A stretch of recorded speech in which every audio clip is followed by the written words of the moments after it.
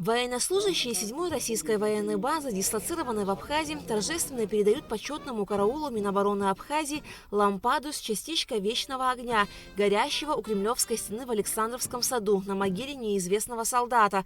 Частичку огня доставили в Сухум представители общероссийского движения «Народный фронт России». Цель акции – сохранить память о тех, кто отдал свою жизнь за свободу и мир. Мы собрались, чтобы отдать дань памяти воинам, погибшим на фронтах Великой Отечественной войны. Мы гордимся своими героями, имена которых навсегда вписаны в летопись Великой Победы. Международная акция «Огонь памяти», в которой присоединилась сегодня и Абхазия, объединяет поколения и народы, напоминая нам о высокой цене, которую заплатили миллионы людей. Это очень важно для сохранения исторической памяти. Хочу поздравить граждан нашей страны с этой великой победой. Победа, которая дала нам шанс жить и развиваться. Символ памяти, бессмертия и победы – неугасающее пламя, которое вот уже много лет горит в честь героев Великой Отечественной войны.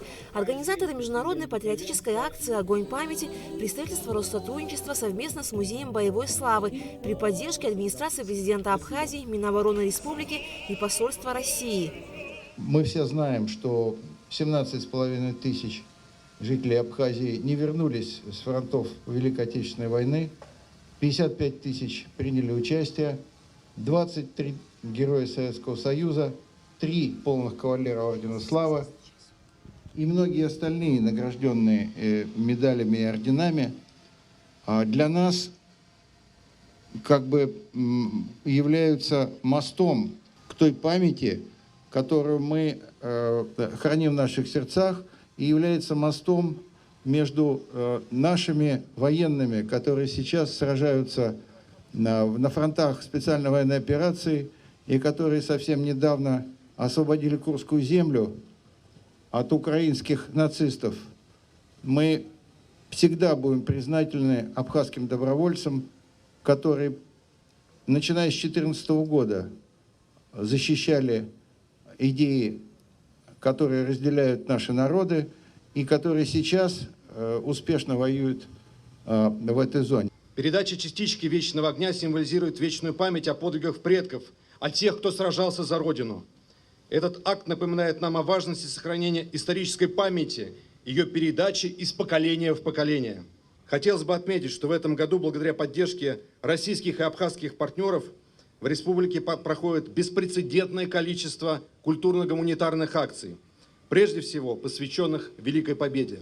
В состав делегации Народного фронта России, доставившей частичку вечного огня в Абхазию, входят сенатор России, гроссмейстер, член Центрального штаба Народного фронта, участник команды Путина Сергей Корякин, руководитель регионального фронта в Республике Крым Алла Вертинская и актер, режиссер, участник Народного фронта Тимур Тания. В 2025 году акция уже охватывает 20 государств Европы, Азии и Африки.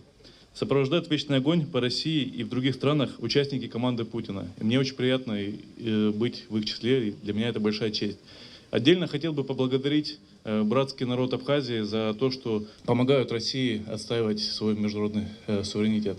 Также в рамках акции лампады с частицей вечного огня передали главам районных администраций, представителям духовенства, Госмузею боевой славы. Кроме того, в Музей боевой славы была передана капсула с землей, привезенной из братской могилы Крыма.